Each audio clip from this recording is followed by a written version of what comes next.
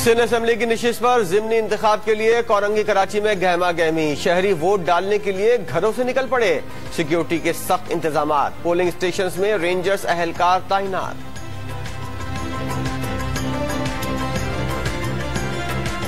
पाक सरजमीन पार्टी के सरबराह मुस्तफा कमाल का कामयाबी मिलने पर 6 माह में इलाके के मसाइल हल करने का दावा।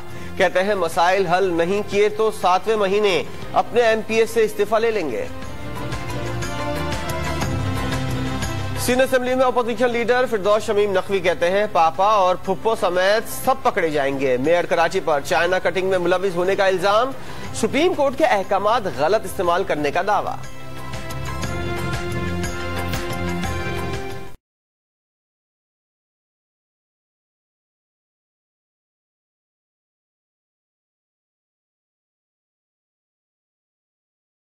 कराची में शादी हॉल्स और इमारतें गिराने के नोटिस वापस। मैरिज हॉल एसोसिएशन ने हड़ताल की कॉल वापस ले ली।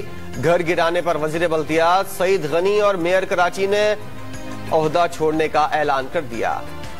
शाह महमूद कुरैशी का पीपल्स पार्टी पर दोहरा मयार अपनाने का इल्जाम। कहते हैं पब्लिक अकाउंट्स कमेटी के चेयरमैन के मामले पर पीपल्स पार्टी ने महाज आरई पैदा करने की कोशिश की।